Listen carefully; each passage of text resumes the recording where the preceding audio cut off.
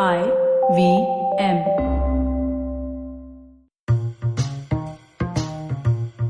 Hello and welcome to the Wire Talks. I'm Sidharth. Our guest today is Christopher Warren, a veteran journalist who is currently the media editor of Crikey, Australia's leading independent news service. He reports on media, old and new, and has been writing about media disruption and innovation for over a decade.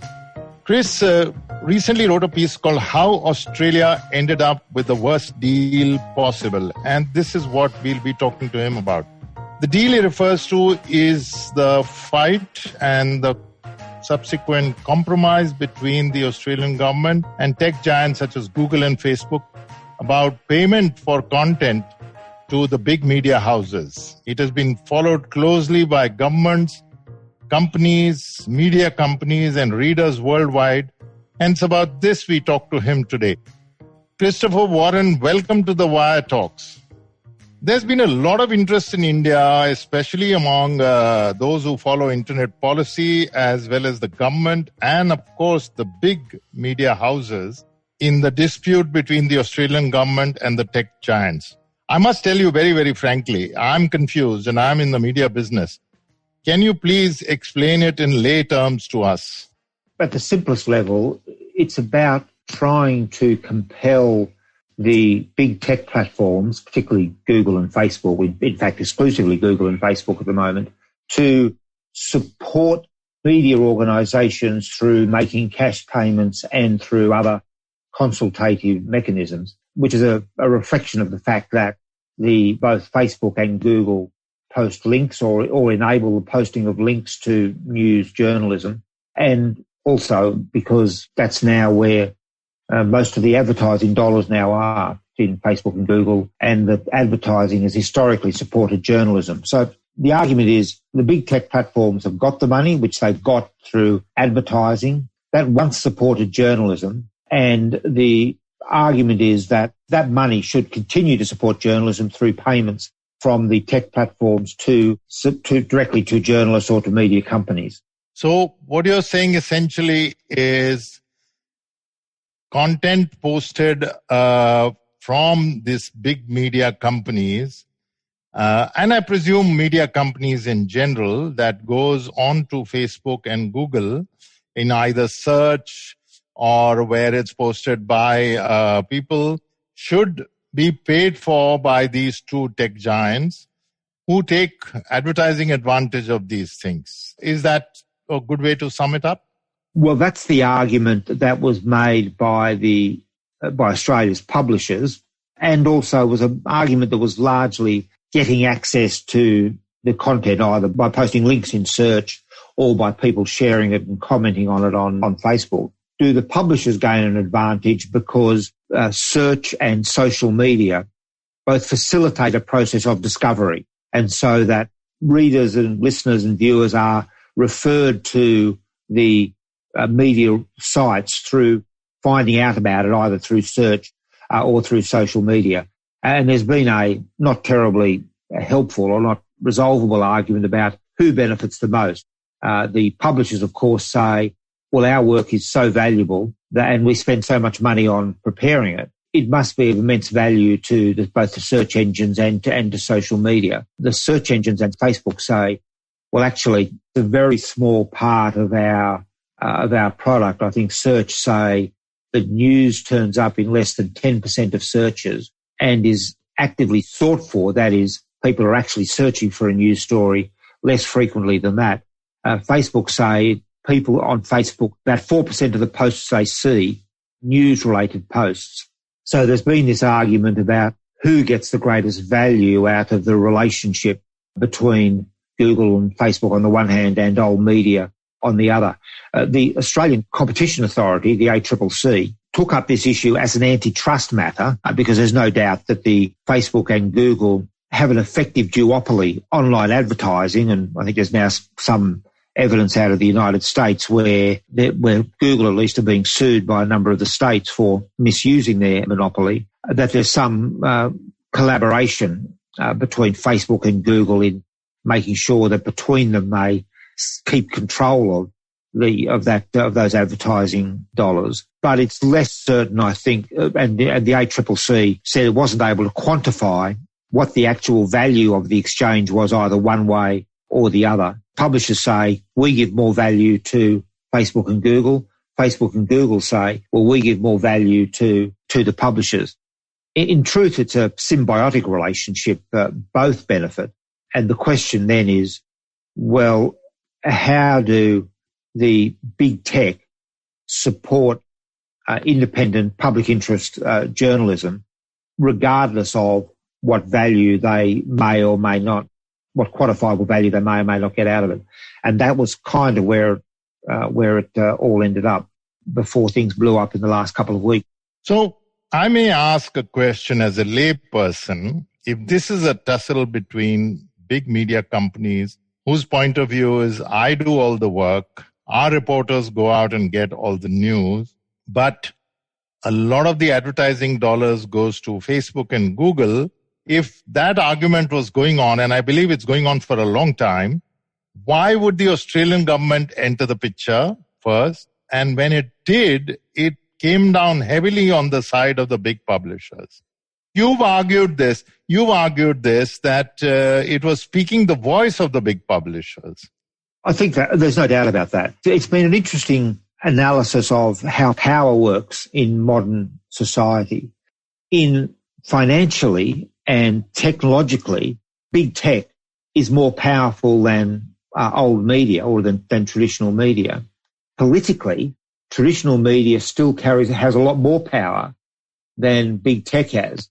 And it's an interesting, from a power dynamics perspective, because you would have thought that large corporations, among the largest corporations in the world, should be able to carry more power politically than old declining media companies. But in fact, that's not the case. Politically, media still has power, more power. I think one of the reasons for that is when power has been around for a long time, as the power of old media has been, or to personalise it, as the power of someone like Rupert Murdoch has been, then it's both more readily understood and is seen as more legitimate. Whereas new power of big tech, or again to personalise it, of someone like Mark Zuckerberg, is less readily understood, and by virtue of its newness is seen as less legitimate. And the result of that was in Australia, and I think we've seen this in other countries as well. The governments are deferring to the concerns of old power much more than they are of new power. That's an interesting way of putting it, because Mark Zuckerberg still, provokes some level of hostility almost elsewhere too, in the United States and in the European Union, Australia now. But I will play the devil's advocate here and say that the point of view advanced by both the tech giants is, let's take 2 points that they've advanced. One is that as far as news is concerned, it's just 2%. It's just very low, 10%, as you said, in one case, 4% in another. And secondly, as Facebook tried to show that if we don't carry news at all, amplification of that news content comes down and people suffer, the readers suffer. And why was there even a hue and cry when Facebook said, okay, sorry, we are not going to carry any news content from Australia? That should have been a perfectly valid fight tactic between two sides. Why did it really create a storm? Yes, well, a lot of the hue and cry, of course, was driven by the media. And I think Facebook would say, well, this proves our point, that the value of the exchange lies with the publishers who get, I think the figures that came out last week, many of them were still getting between 16 and 25% of their referrals from Facebook shares. And the evidence was when Facebook turned off access to news for those 2 or 3 days, that the number of people who of unique daily views to the news sites in Australia declined by about 15 to 16%, which would suggest that obviously there is a fair deal of traffic. But the problem for news media in its reliance on Facebook as a way of driving discovery, of bringing readers and viewers in, of now enabling readers and viewers and listeners to discover them, is that it encourages a particular type of news. I think both Facebook very much operates in what we might call the outrage economy, that news that outrages people, or articles or posts that outrage people, that drive people to comment and to share, get driven up in the Facebook rankings. So that, of course, encourages the publishers, and I think News Corp and the Daily Mail are very good examples of companies that do this, of feeding that outrage economy. And so it changes the sorts of journalism, and I think it's contributed to a change in the sort of journalism that's becoming shared. I think it's changed the nature of politics as well. I think one of the things that's driven outrage politics, Trump obviously is the major example, although India has also had a lot of experiences with politicians driving outrage politics, is because Facebook rewards that outrage, whether it's coming from politicians or from old media. So I think that actually media are kind of stuck with a bit of a Faustian bargain with Facebook, which is, yes, they give us 1/6 to 1/4 of our daily referrals, but it's at the price of requiring us to do a certain type of journalism that we would not necessarily think of high-quality public service-oriented journalism in the public interest. In this equation, which is Twitter, which, of course, thrives on outrage. I don't know whether to the same level or less or more, but there's constant outrage, all kinds of really terrible things happen, and somebody posts a video, it gets a lot of views. It's driven by the number of views, it's driven by the algorithms, it's driven by how people's minds are being shaped. Why did Twitter not be part of this entire dispute? Well, Twitter is much smaller than either Facebook and has a much lower advertising ratio. I think one of the differences that regulators find, or maybe public finds, in dealing with Twitter as distinct from Facebook, is that most of what happens on Facebook happens out of sight. Because the algorithm personalizes each individual's particular feed, we've not usually got a really strong handle on how it's impacting society or how it's sharing society. Whereas in Facebook, if something goes viral, then it will end up in everyone's feed. Everyone will get to see it. Obviously, Rihanna found in India recently. That sort of thing could go viral on Facebook, have an immense impact on Facebook, and yet not really break into media consciousness, and therefore into broader public consciousness. That's why Facebook has always been a much more effective is the right word, tool for fake news,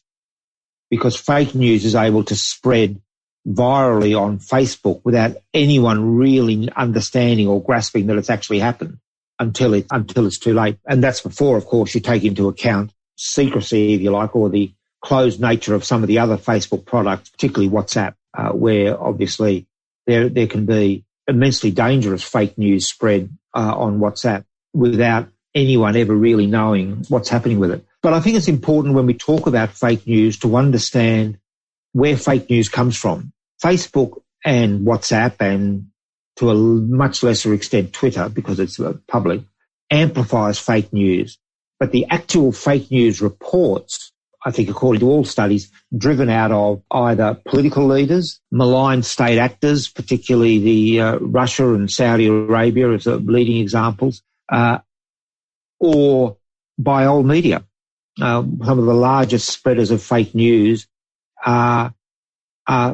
is Fox News in the United States, where it not only broadcasts fake news to its audience, to its broadcast audience, but it then repackages it for social media. And because of, coming back to where we were talking about the nature of the outrage economy, because it appeals to the outrage economy, it then becomes very viral on Facebook.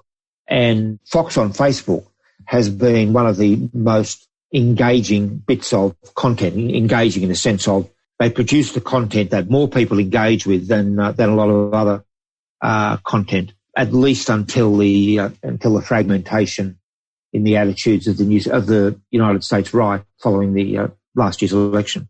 What about Google, which is just a platform for putting the news? Of course, it prioritizes according to their algorithms, but it just does it far less. I presume it's pushing fake news and other things far less than the others. So why did Google also get combined with Facebook in this entire...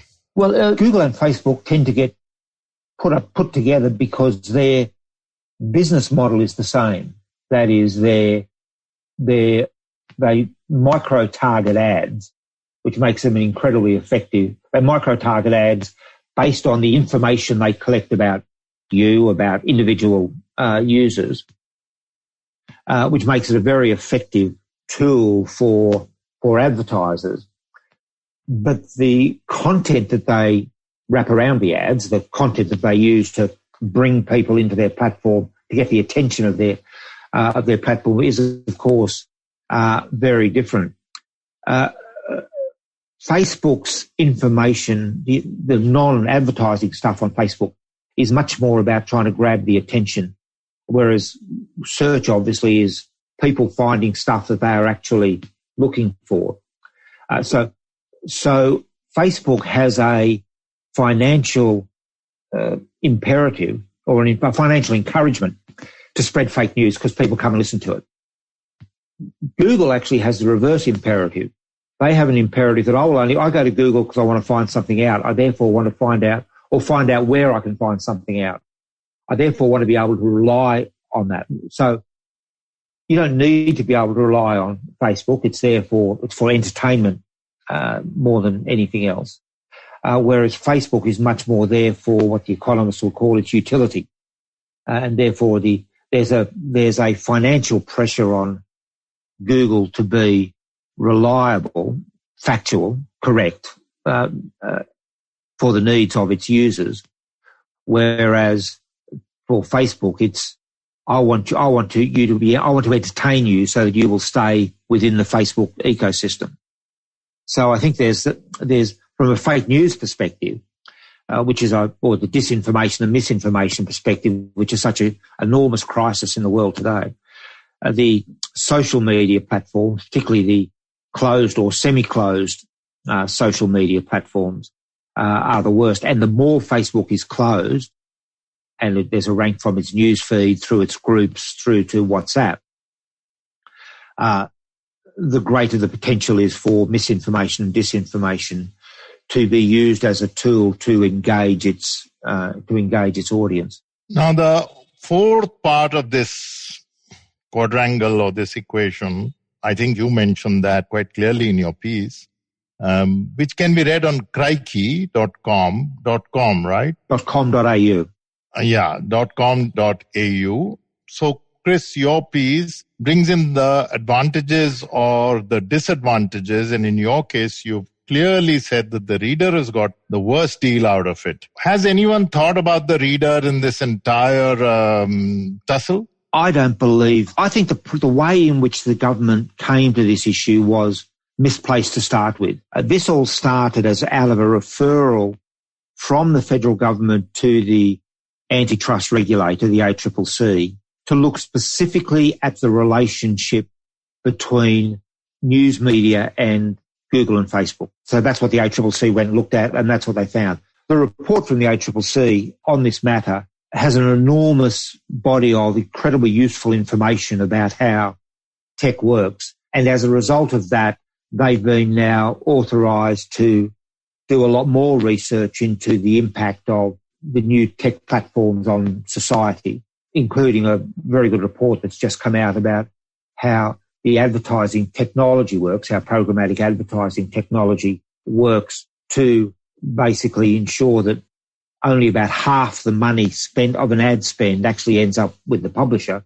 The other half is absorbed by the ad tech. Very interesting report on analysis on how that works. But because the original process started with, well, how does this work for the relationship between two corporations, readers were a bit left out, and there was a bit of an assumption by the ACCC, without any real work, that the readers, users, consumers of news were better served by strengthening the pre-existing players, which in Australia is basically two large companies, rather than trying to drive greater competition, greater diversity within the news ecosystem. And so the result of that is we've ended up with a system where the solution to all of that is, well, we'll get the big tech platforms pay some money to the old media. But the problem is, as always, when you have state authorised or state mandated subsidies, the people who get the biggest subsidies benefit disproportionately to the people who get smaller or in some cases no subsidies at all. So what's happened in Australia is Google is going to be paying somewhere around $100 million US to Australian media. It's hard to work out exactly how much, because both Google and the old media want to overstate how much they're paying or how much they're receiving, and it's unclear how much of it is in-kind support. For example, Google runs a lot of business services, so it's unclear how much of that money is in-kind business services. But 90% of that $100 million is going to the two or three big corporations, big media corporations in Australia. So that's News Corp, Murdoch's News Corp, and the television network Seven West Media, that's closely aligned in content with News Corp on the one side, and Nine Media, which is the major television network and or the largest television network, and also publishes the Sydney Morning Herald and the Age. So it's 90% of this money is going to prop up the news media duopoly. So we'll have money coming from the big tech duopoly, advertising duopoly, to overwhelmingly prop up the historical news media duopoly. And the effect of that will be less diversity and less access to information. One of the worst parts about it is that there's a provision that enables Facebook to enter into preferential deals with news media companies, and the fear is, and I think this is a legitimate fear, is that Facebook will make a special arrangement with News Corporation to prioritise News Corp material as part of an ongoing relationship between the two companies, not just in Australia, but around the world. So you're basically saying that the reader has been shortchanged, or the reader's concerns have not been taken on board.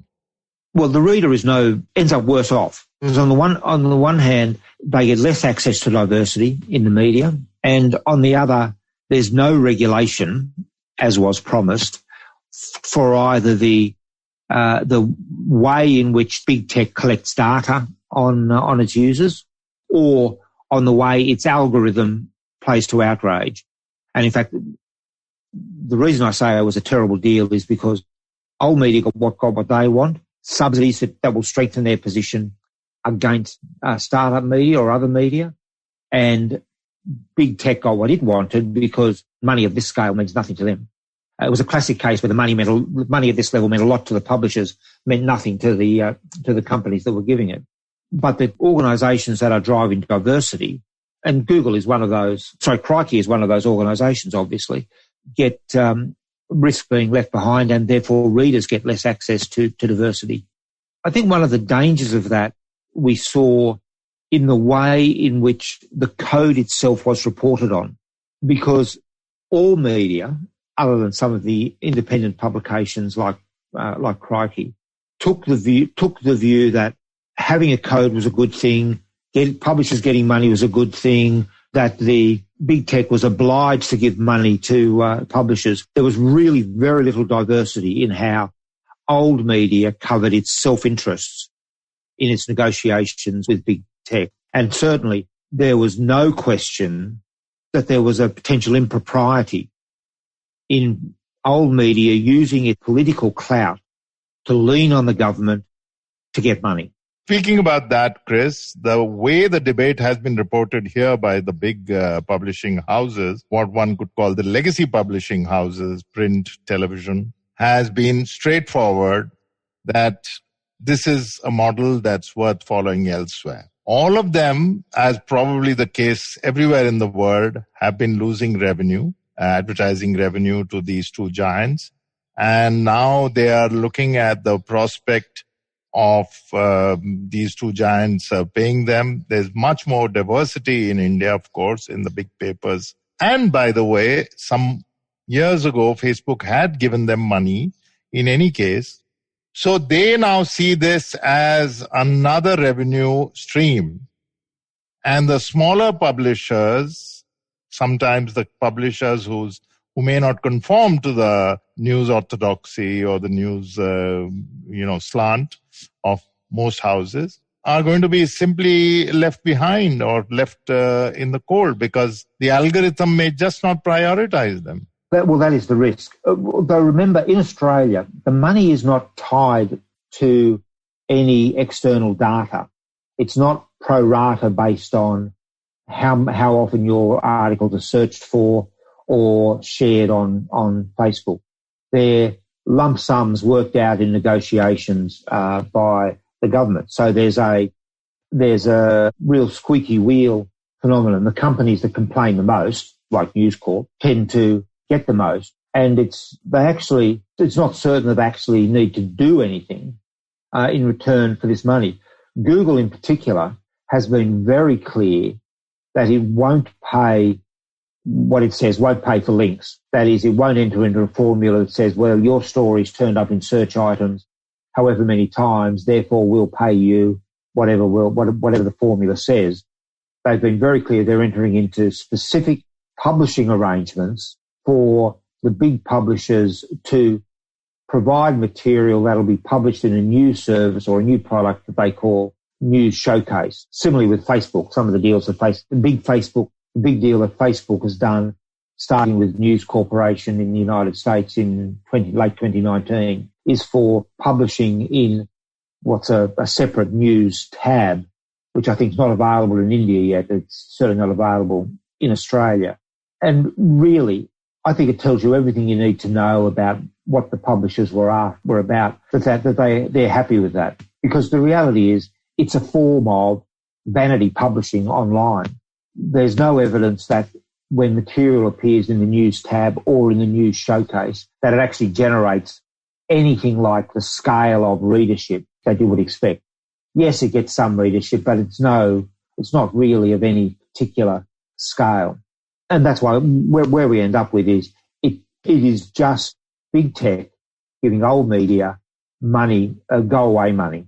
So they give them money so that they will stop complaining about what they're doing.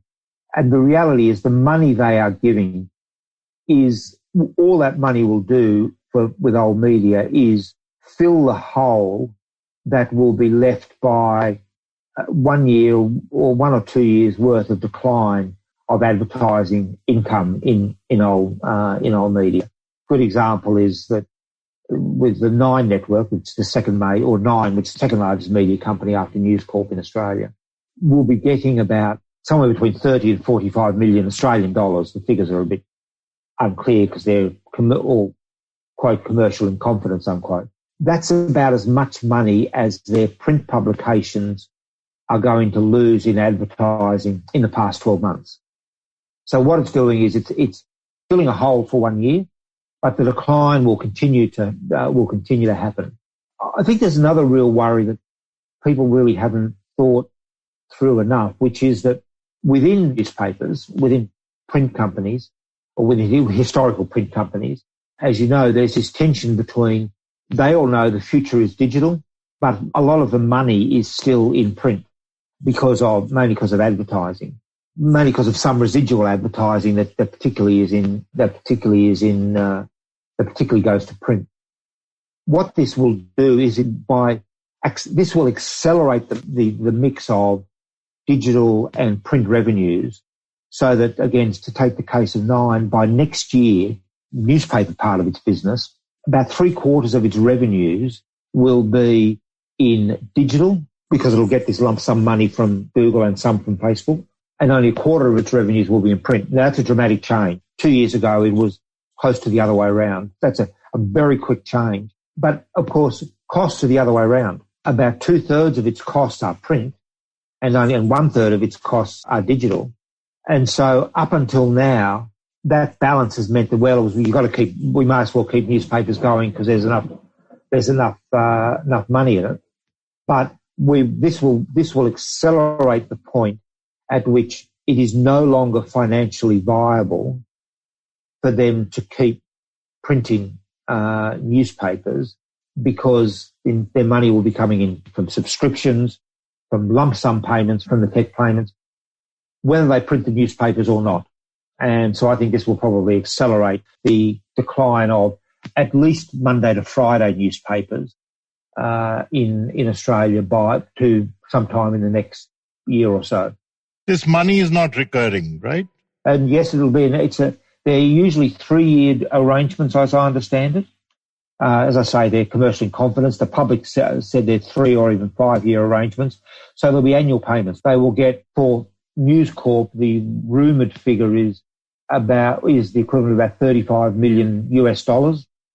And that will be a payment made every year, really for not doing much at all. And they'll probably get about another $10 million US out of Facebook. So they'll be getting about $45 million US from big tech. And that'll be their largest single source that'll be their media arm's largest single source of money.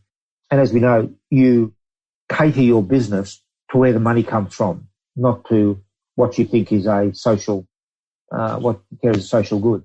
And so as this in one hit will accelerate the domination of digital as an income strand, it will, I think, dramatically hurry on the end of newspapers appearing in print. Now, it's going to happen sooner or later. For old print journalists like me, I hate that. I love reading it. Nothing like picking up a newspaper, as you know. But that's not where the market is now. That's not where the audience is now. And now it's not where the money is either. There are other countries closely which are now looking at this, and some have even indicated that they're going to follow this. Canada and Australia are said to be coordinating. The European Union, India has not yet said anything openly, but sooner or later, I think this will happen. And though, of course, despite the big media, big old media, the new media, especially Facebook, is beginning to get quite powerful in its relationships with those who matter. But inevitably, that's going to happen, isn't it? Or some governments may say, this is a bad bargain for our readers. We don't think that the readers got a good deal out of it. Let us make sure that both sides do something to enhance the reader experience and give them more diversity. I think in every country, it will depend on the power relations of big tech, old media, and governments. So I think in Canada, and as you say, the readers, the users are of lesser importance. So I think in Canada, they will do a certain deal. Google, I should say, announced last year that they were going to give publishers about $1 billion. They didn't put it that way, but that's effectively what they meant. $1 billion a year, $1 billion US a year. Result in Australia, and I think it's what I also hear internally from within Google, indicates that, well, they've probably come to terms with the fact that that's going to end up being closer to $2 or $3 billion US that they're going to spend. That's a lot of money for media, but it is loose change for Google. The Facebook have just announced this week that they are going to spend $1 billion US over 3 years, so about $350 million US a year, which would be pro rata, given their respective revenues, about the same. The Google figures works out at somewhere around 2.5% of their revenues will be being paid to publishers. And of course, those amounts will stay where they are while Google revenues will drive up. So I think Google will be betting that, look, it's 2.5% of our revenues now, but it will end up being maybe 1.5% to 1% of our revenues in 4 or 5 years, 4 or 5 years' time. So I think you will see all publishers putting their hand up to try and get a cut of this money. And where governments see publishers as having more political power than they see big tech, then I think make some measures to assist them. I think the United States will actually be harder for a whole lot of reasons, partly because some of the biggest publishers have said they don't want it, have said that they don't believe this is an appropriate process. I think that India itself is going to be a very interesting case to follow because big tech, I think, carries more clout in India than it does in other countries. There's no doubt. Mark Zuckerberg, for example, has worked very hard to build a close relationship with Prime Minister Modi and vice versa. Facebook particularly will be much more concerned about keeping its relationship in India. I think India is a much more important market for it than, say, Australia, even though their revenues out of Australia are right now about the same as they are out of India. But I think their big fear in India will be what's been called the splinter net. That is, just as China is basically developed its own suite of platforms on which the internet now operates, WeChat, TikTok, Weibo, Baidu, that something similar could happen in India. So I think the launch of Coup in India, for example, will be far more dangerous move for the US big tech platforms than having to pay publishers a bit of money around the world. So now it's very important to follow policy changes in the media landscape, in the tech landscape over the next few years. And presumably there will be at least some governments, perhaps even publishing houses, but also readers' lobbies, which are going to turn around and say, don't do it in a way that the reader feels left out of the entire process and gets only one side, one type of news, and not a diversity of news. Because I think smaller publishers are going to feel very, very disoriented if this happens. I think that's right. Small publishers, or startup publishers at least, were really badly knocked around by Facebook in 2016, 2017, 2018, when they pivoted to what they called family and friends, so that companies that had built their distribution through an understanding of Facebook's algorithm suddenly found themselves gutted.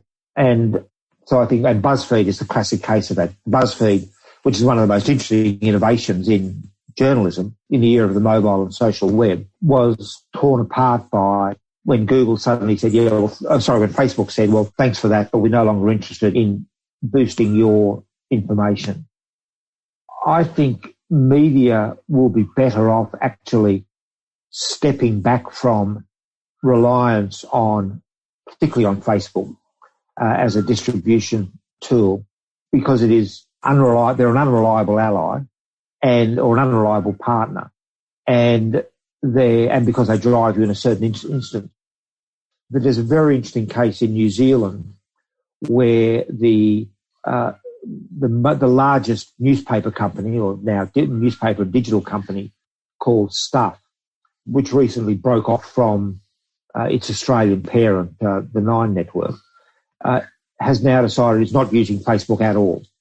And they say, well, we're paying a price in traffic, but they're winning in the sorts of stories that they can write are better geared to the needs of their audience. So they're losing casual readers, but gaining loyal readers. And in an environment where media need to pivot their business models from relying on advertising to relying on their readers, that's a far more valuable model than the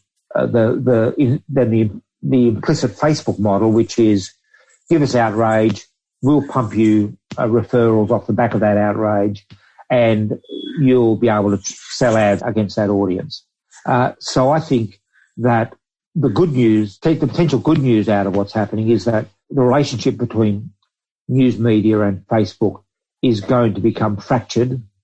Media will pay a price for that, but that will also even the playing field between big mass media or media that focus on mass audiences, for a better phrase, a startup or niche media, which focus on deep engagement with a particular part of the audience. And I think that will generally be a better news ecosystem than it will otherwise, than we've had over the past since Facebook started to change everything about 10 years ago. So I think it's going to be a debate which is very, very going to be closely watched everywhere for a while. The dispute initially looked as though the Australian government was stepping in to safeguard the interests of the reader, but it's turned out quite the opposite. And it's come at a major financial booster to the big old tech companies which were losing revenue. But as there are going to be examples where publishers, smaller publishers, startups are going to say, sorry, our journalism matters a lot and we are going to be giving it. And if it doesn't work out, we'll find a way around it. So as a reader, as somebody part of a startup, I think it's time everybody looked at other alternatives to reach the reader and talk to them with good journalism. Chris, that was a very, very helpful because a lot of us were sitting far away and saying, what is exactly going on? And it turns out that what one suspects, the worst case scenario one suspects, a cozy deal between big publishing houses and big tech brokered by the government is exactly what it is. And one saw that, and I think it's going to be followed everywhere in the world. The reader, I think, will find a way around it, I hope. So thank you very much for joining us and telling us what exactly is happening in Australia and explaining in the context of what could happen elsewhere. Thank you. So that was Christopher Warren, a veteran journalist who writes about the media for Crikey, which is an independent startup site. I think I went and checked them out. It's quite an interesting site, and it is a no-holds-barred site which brings news to the reader which other places don't. We'll be back the next time with another edition of the Wire Talks. Thank you very much.